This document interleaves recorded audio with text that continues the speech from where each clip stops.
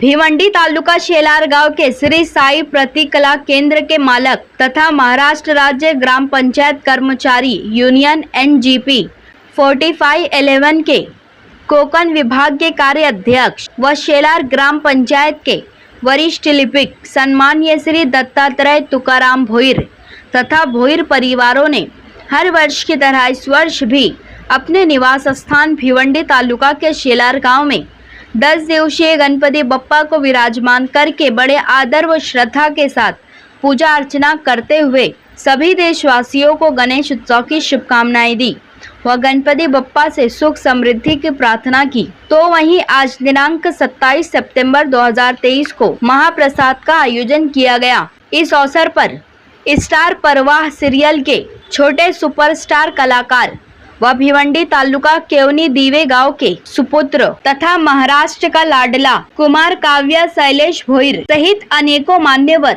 नातेवाईक मित्र मंडली व शेलार गांव के ग्रामस्थ मंडलों ने भारी संख्या में उपस्थित होकर गणपति बप्पा के दर्शन की व महाप्रसाद का लाभ लिया। ये बाप्पा ये या भक्तांना दर्शन द्यायला ये। होय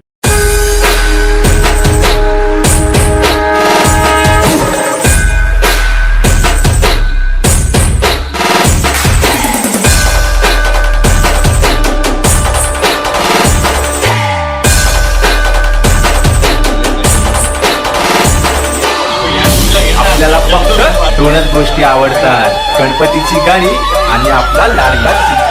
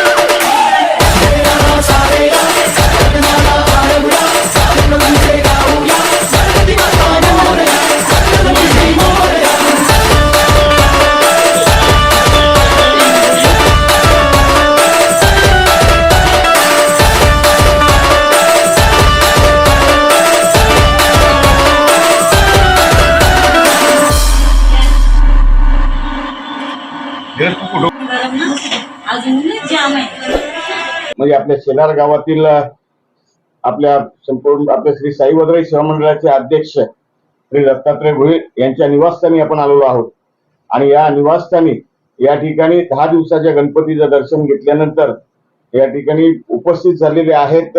आपण पाहतो की प्रत्येक लहान लहान मुलं विविध क्षेत्रामध्ये कार्यरत असतात आणि आपल्या गावाचं आपल्या आईवडिलांचं आपल्या संपूर्ण तालुक्याचं नाव कशा पद्धतीने ती प्रतिमा कशी उज्ज्वल होईल या पद्धतीने सातत्याने ते प्रयत्न करत असतात। त्याच मधला आज एक बालकलाकार म्हणूया, कारण की लहान मुलगा आहे आणि तो बालकलाकार म्हणूनच गणला जाईल आणि म्हणूनच बालकलाकार म्हणून आज या ठिकाणी दर्शनाला आलेला आहे। त्याचं नाव आहे काव्य शैलेश भोईर। आपल्या भिवंडी तालुक्यातील केवनी दिवे या गावातील तो राहणार आहे आणि त्याचा एकंदरीत संपूर्णपणे पाहायला गेलं तर आई वडिलांनी त्याला ज्या पद्धतीने शिक्षण दिलं आणि त्याला जी कला अवगत आहे त्या कलेला प्रोत्साहन देऊन त्या कलेकडे त्याला जाण्याचा पूर्णपणे त्याच्या पाठीशी उभे राहिले असे त्याचे वडील शैलेश भोईर या ठिकाणी उपस्थित आहेत।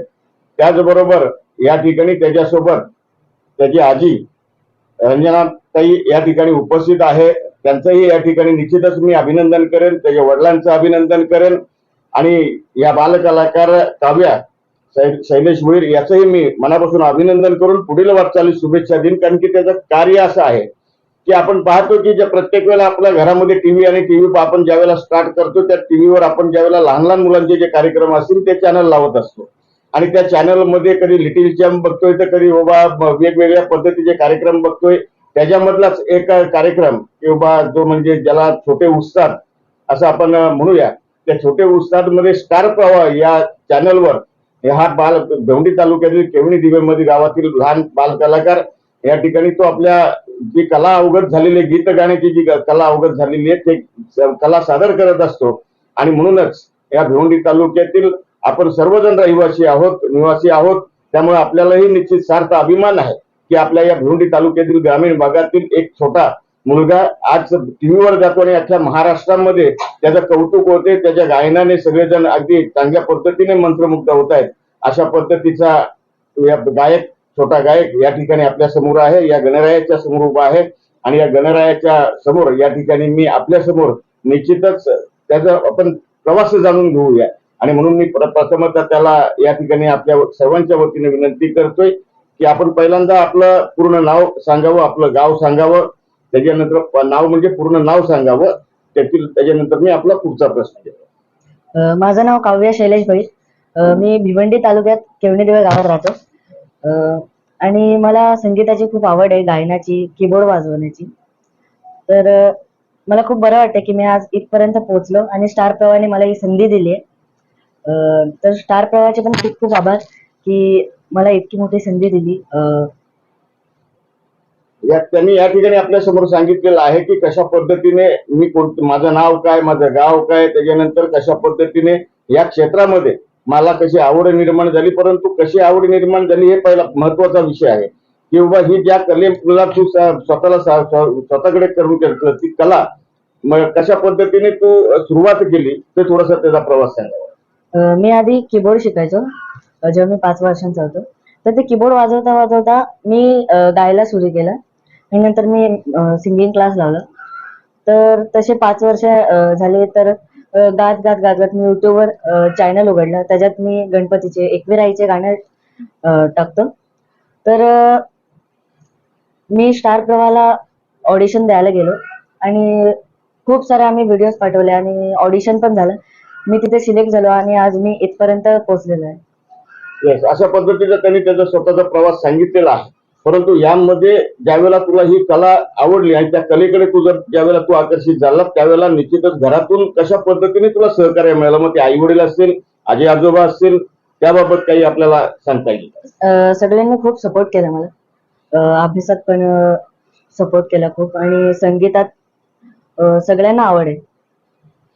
तर अशा पद्धतीने या ठिकाणी आपल्या समोर जो छोटा गायक ज्याला आपण बोलूया तो महाराष्ट्राच्या संपूर्ण रसिकांच्या समोर तो आपली कला सादर करत असतो असा काव्या शैलेश भोईर या ठिकाणी आपल्या समोर आहे. हे घर आहे श्री दत्तात्रय तुकाराम भोईर या शेलार निवासी येथील ते घर आहे आणि या घरामधले बाजूलाच श्री दत्तात्रय भोईर उभे आहेत. परंतु या ठिकाणी निश्चितच यांचा परिचय सांगताना मी सांगेन की दत्तात्रय भोईर यांच्या बहिणीचा तो नातू आहे, म्हणजे दत्तात्रय भोईर यांचाही नातू झाला.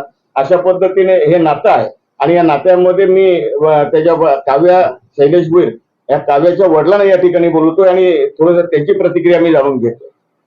आता शैलेश भोईर मी आपलं अभिनंदन करतोय की आपला चिरंजीव आज नाही म्हटलं तरी आज महाराष्ट्राच्या कानाकोपऱ्यामध्ये त्याचा तो जातोय, त्याचा आवाज जातोय आणि जवळजवळ बरेच जण निश्चितच त्याला काही लाईक करत असतील की बाबा कशा पद्धतीने तू गायन गातोय अशा प्रतिक्रिया येत असतील. आजूबाजूच्या गावांमधून नव्हे तर तालुक्यांमधूनही आपल्याला काही फोन येत असतील. आपल्याला काय वाटतं की आपला मुलगा आज या क्षेत्रामध्ये एक नाव चांगल्या पद्धतीने पुढे आणतोय?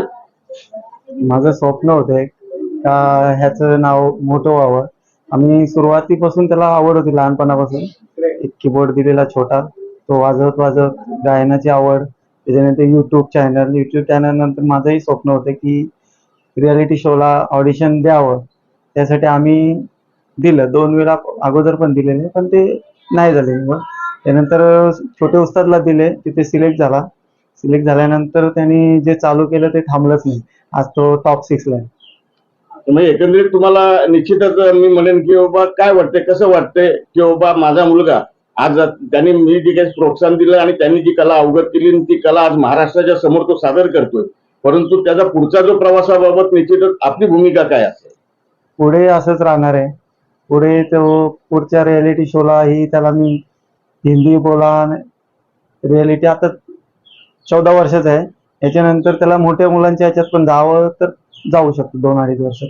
त्याचा मला त्याचा सपोर्ट आहे.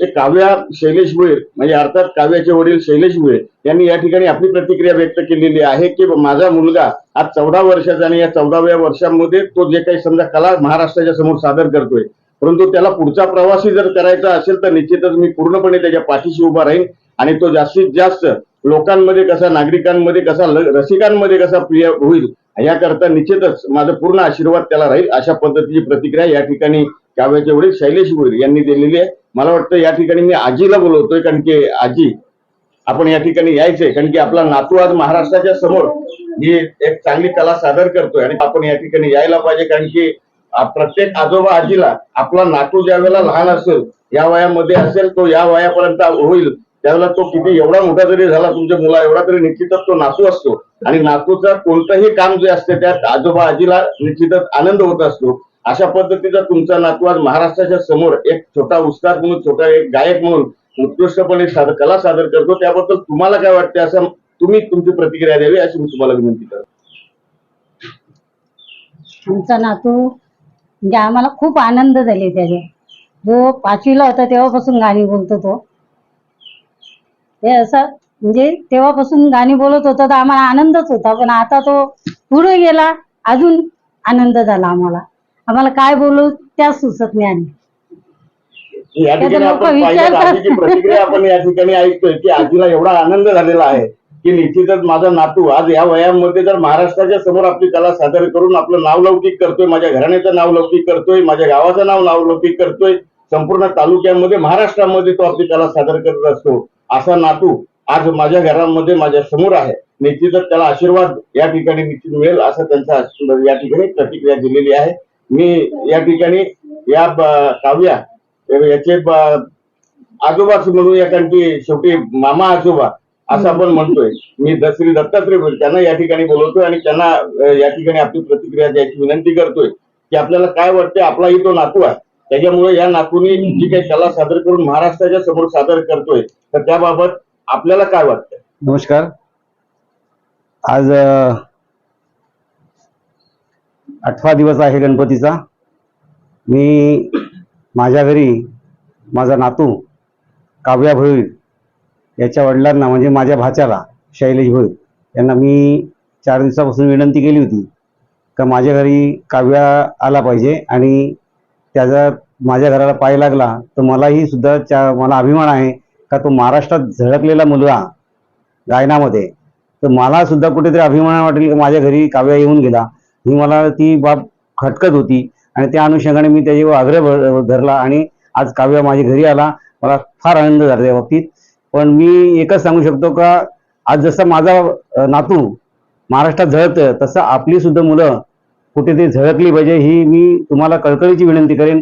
मी एवढा त्याला एक आशीर्वाद देईन का तू महाराष्ट्राने आज भारतामध्ये तुझं नाव झळकला पाहिजे असा माझा त्याला आशीर्वाद असेल. हे गणपती पुढे मी त्याला एक गणपतीला विनंती करेन का माझा नातू पुढे जसं आतापर्यंत तुझं नाव आहे तसं पुढे भारतामध्ये तुझं नाव झालं पाहिजे अशी माझी अपेक्षा आहे.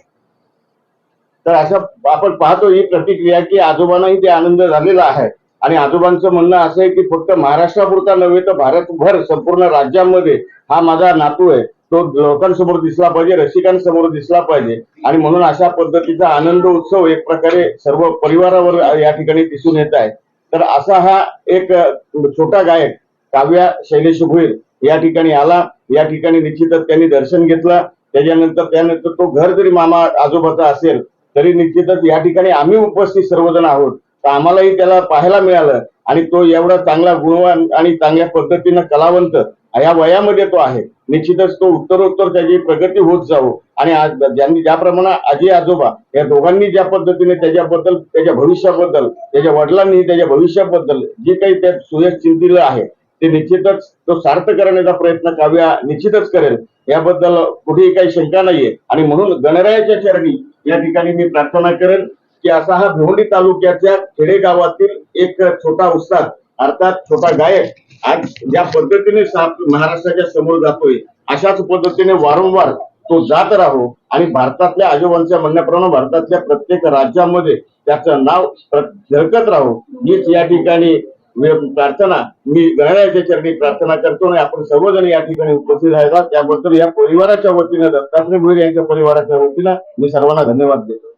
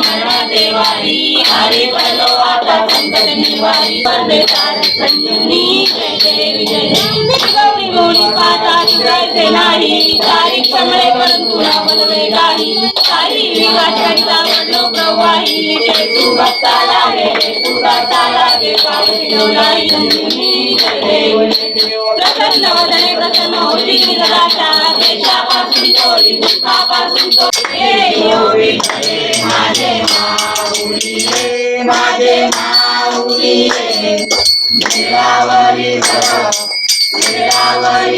ठेवणी वाटची पाहे आली आली आली गाडी निरोप आली गाडी निरोप उडी आहे माझा माय बाप तुला पितांबर त्याचा जगणी झळकला देवाच्या जगणी झळकला गडावर बैसे राज अम्मा दसरा दिवाळी अम्मा दसरा दिवाळी विष्णुदास रामा माधवदास रामा दिवे भाले ओवाळी ओ राजा विठुराई ताई रखमाबाई सत्यभाग्या सगळा असो नसो भाव अम्मा तुझी आटाया देवा तुझी आटाया कृपा दृष्टी पाहे दया दृष्टी पाहे माझ्या पंढरी राया ये ओ विठ्ठले माझे माऊली ये माझे माऊली ये निरावरी करम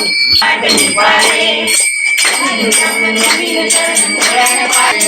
त्वमेव माता पिता त्वमेव बंधू आहे माझ्या देवा पूजा करावा करोड यज्ञ सकल परस्मय नारायणादि समर्पण मोदरम वासुदेवम हरि श्रीधरम माधवम गोपीनाथम जानकी नायकम रामचंद्रम हरे राम राम राम हरे हरे कृष्णा कृष्णा कृष्णा हरे हरे राम राम राम हरे हरे कृष्णा कृष्णा कृष्णा हरे हरे देह माझा वडावा तुझे शिव नको आनंदार जय जय कैलास राणा शिवचंद्र मोरी फणींद्र माता मुक्ती जळाली कारण्य सिंधू दुःखहारी वीर शंभो मज कोण तारी मोर्या मोर्या मिळाल ताने तुझीच सेवा करवाय जाणे अन्याय माझे कोट्यान कोटी मोरेश्वरा बाळ तुझा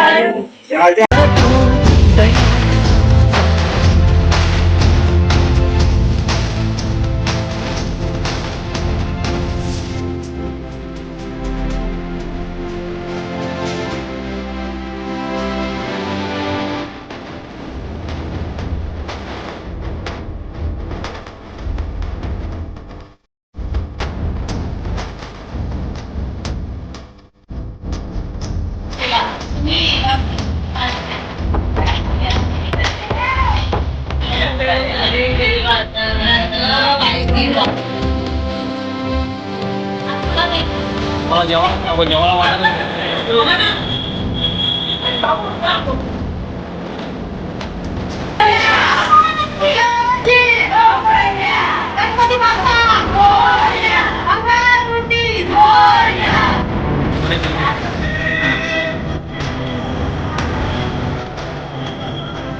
मी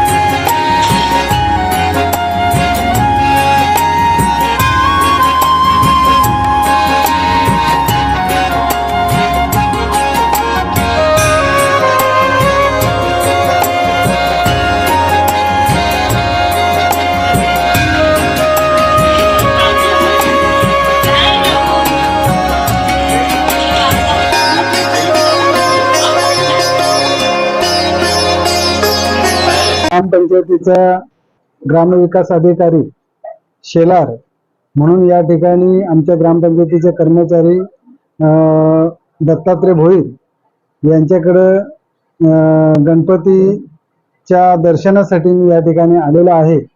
मी या गणपती सणाच्या निमित्ताने गणेश चतुर्थीच्या सर्वांना हार्दिक शुभेच्छा देतो आणि येणारे वर्ष सुख समृद्धीचे भरभराटीचे आणि आरोग्यमय जावं अशी गणपती चरणी प्रार्थना करतो. धन्यवाद.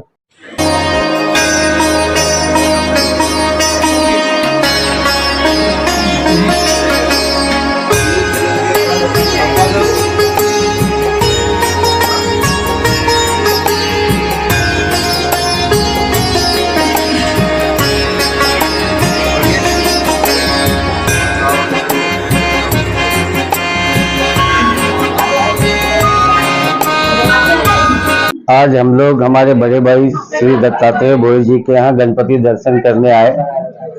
बहुत अच्छा लगा, क्योंकि हमारे दत्तू भाई, हम लोग इनको प्यार से बुलाते हैं, दत्तू भाई खुद ही जो है विघ्नहर्ता के निर्माण में 3 महीना पहले से लग जाते हैं. हम लोग आज तक जितनी भी मूर्तियां लेते हैं दत्तू भाई के यहाँ से ही लेते हैं और गणपति बप्पा से विनती करते हैं कि इनका नाम विघ्नहर्ता है, तो आने वाले समय में जो भी तकलीफ हो हम लोगों को उसको दूर करें. यही मेरे तरफ से हार्दिक शुभेच्छा.